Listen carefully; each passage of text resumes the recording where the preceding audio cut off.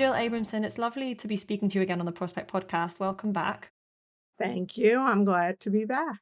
As always, we've decided to call you at a moment of kind of particular turmoil in US politics. I know that these happen a lot now, but we're speaking to try and make sense of what's just happened between Elon Musk and Donald Trump. So Elon Musk has been part of Donald Trump's inner circle, since the presidential election campaign's final months, and now they've had a massive, very public fight. Can you talk us through, by 3:30 on Friday in London, what's happened and why? Well, it seems to me that a falling out was destined to happen, that, this best friendship or bromance or whatever we want to call it between, the world's richest man and the world's most powerful man was destined to have a bad ending. And now it appears it's arrived, but with Trump, who goes back and forth on so many different things, you can't be sure it's over. And Trump loves nothing more than to put on a fabulous, riveting television show. He learned a lot from being the star of The Apprentice, and that a huge audience came back for 20 seasons to watch him. So it seems to me that you could look at the Trump Elon Musk relationship a little bit like a soap opera. And so, there are always cliffhangers and, mysterious, you're not sure what's going to happen, endings of particular episodes. So, you can't pronounce it over Yeah. So completely. the fight still might be underway, but what we've seen so far has been dramatic. We sort of woke up this morning to, the news that Musk has said Trump should be impeached. He's said he's ungrateful because, of course, Elon Musk was, one of the biggest donors to the Trump He campaign, was, making I think, the hundreds. biggest donor of all time. Yeah. So, I mean, the words have been quite vicious and they've also been very public, haven't they? Yeah. I mean, Musk has chosen to use X, his social platform, as his megaphone in the fight. And Trump, was asked a question about the falling out when the press were in the White House yesterday. And, his comments, even though he expressed repeated disappointment with Musk, I've seen him look a lot angrier, and he left it like, "We were good friends, I'm not sure we're gonna be now." He was more modulated, and it may be he doesn't wanna incite Musk, who also claims to sort of have things on Trump, like something to do with Jeffrey Epstein. We have no idea if that's true, but Musk did dangle that in a blackmailish kind of way. Today there was stories about a potential kind of détente. They're gonna make up, and it's possibly all going to be fine. How much does this story actually matter? Is it just a distraction? Is everybody making too much of it? Why is everybody talking about it so much? It's a soap opera, and, it has a familiar storyline that, if it works in soap operas and big audiences keep coming back, maybe, it works for Donald Trump at least. It's only important in that Musk has billions in government contracts, which Trump, yesterday threatened to cancel. And Musk basically runs the US space program at this point. And, if he bowed out, which he's threatened to do, or visits to the space station and, voyages to other planets may be set back but in the range of problems facing America right now, I wouldn't rate that as one of the biggest. Do you, when you see Musk, for example, saying this stuff in public on X, is he kind of throwing his toys out of the pram, or is it a power move? I mean, how do you read it? Um, it's a combination of the 2. He obviously is reacting, more emotionally than Trump. Uh, as for grabbing power, I always thought the dynamic of their friendship was interesting because each man has what the other craves. Trump has immense political power.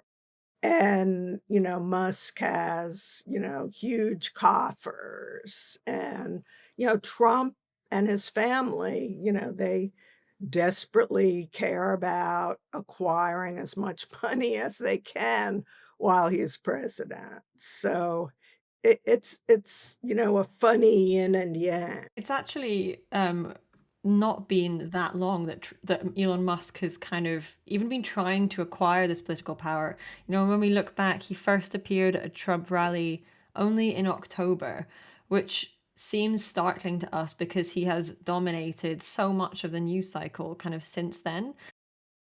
What do you think about the way that the US media in particular has covered Elon Musk as a political figure? What's it got, right and what's it got wrong? I mean, what it's got right is doing investigations, deep reporting on the scope of his government contracts. The New York Times actually had an excellent piece about that, I think just yesterday. And they've, done a good job of digging into exactly how much money Musk has given, because some of it has been given to party committees and that kind of thing. But, you know, it's catnip for the media, just the emotional ups and downs of their friendship. It's sort of irresistible, in a People magazine, tabloid type way. It's obvious, and it's been covered well, what the motive of each one of them is for wanting to be partners. And, some of the motives are pretty base. Some of the kind of context for this big, I mean, the main context for this big falling out is kind of Musk criticizing Trump's tax and spending bill.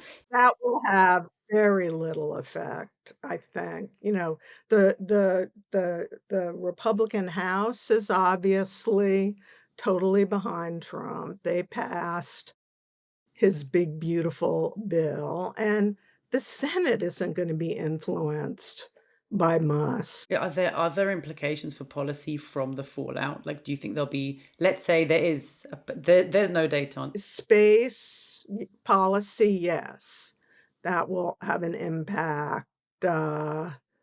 Maybe the cutting of different agencies and departments of the US government, which Musk was in charge of at Doge, will, you know, either happen more slowly or not happen. But most of the cutting has been done, and it hasn't been nearly what Musk promised, although a lot of people have lost their jobs.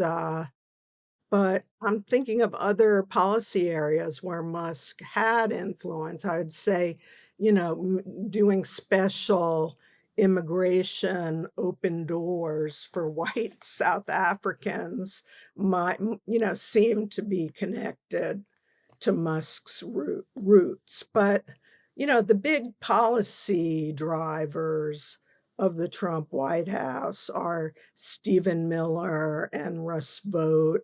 I mean, we talked about the Trump-Musk relationship as being in a way transactional, that one has something the other wants. Is that dynamic writ large across the White House? Or are the relationships with those other figures that you mentioned who are driving policy, do they function in a more traditional way? Well, what's traditional is the influence of big donors and an awful lot of billionaires, other billionaires, it gave a lot of money to the Republican Party and Trump, billionaires who own private prison companies, for example, Jeff Bezos, who has government contracts through Amazon. Money has always talked in US politics. So while they didn't give the stratospheric sums that Musk did, Trump has he has like a billionaire boys club, basically. I guess the other thing to point out here is that people like Roosevelt or Stephen Miller, it's not that they have, their worldview or kind of ideology isn't very far away from where Musk is necessarily. It's not that kind of Musk is out of the picture, suddenly Trump goes in a completely different political direction or something, obviously. That kind of influence is there anyway. Yeah, those are all good points. Musk has changed his political stripes in a relatively short time. He was a Bernie Sanders supporter not that long ago. Now he's become, a MAGA figure, but who knows where he'll be in a year. So, Jill, if we're in the business of kind of predictions or fortune casting, what should we be looking out for to give us a clue about, the long-term impact of either this fight or, maybe a potential makeup? Will they become friends again? Does it matter? I truly think it is a soap opera, so it's gonna have more episodes, and some of them will involve a détente, no doubt. Trump and Musk are both megalomaniacs. Look at how much coverage Musk got. I mean, you were asking me about the media. I think just the sheer amount of coverage of him was out of proportion, but they love it, and they love being, the circus master.